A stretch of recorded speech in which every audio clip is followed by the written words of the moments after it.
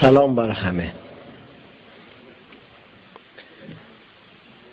یکی بود، یکی نبود.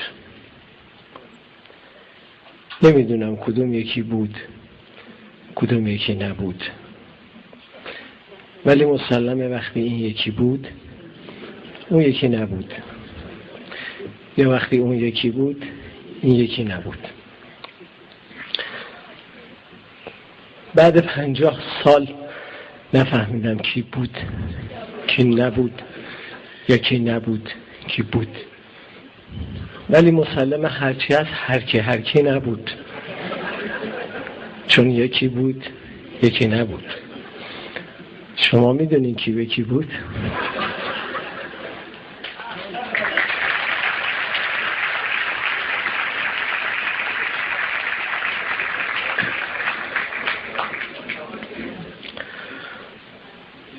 آدمی میشناسم از دوزخ،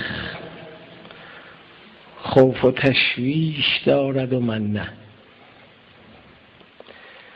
بس که میترسد از عذاب خدا، هول از آتیش دارد و من نه.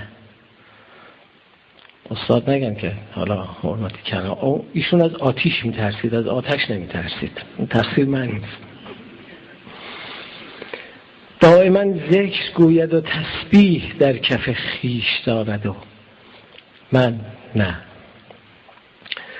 قلبی آکنده از خدا و سری باطن اندیش دارد و من نه. بس عجول است در رکوع و سجود، گویی و جیش دارد و من نه. تا رسد ز آسمان به او الهام، 2-3 تا دیش دارد و من نه.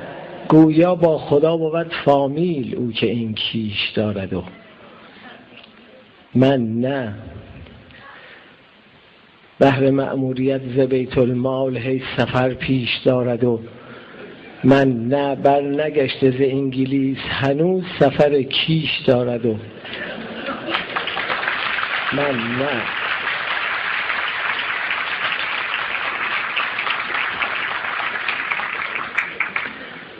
بهر حج تمتع و عمره کپن و فیش دارد و من نه.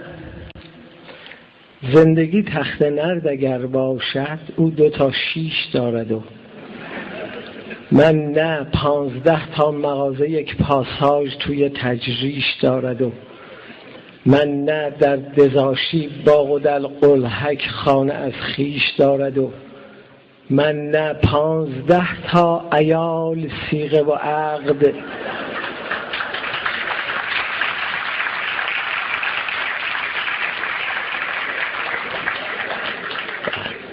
نه. چرا این بیتا اینقدر طرفدار داره؟ 15 تا عیال صیغه و عقد بی کم و بیش دارد و من نه. گرچه با گرگ ها بود دمخور، ظاهر میش دارد و من نه.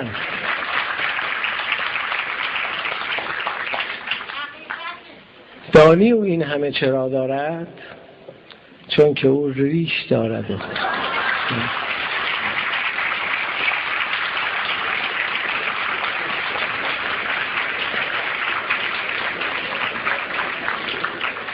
میکروفون را بگیر از حالو، سخنش نیش دارد و من نه.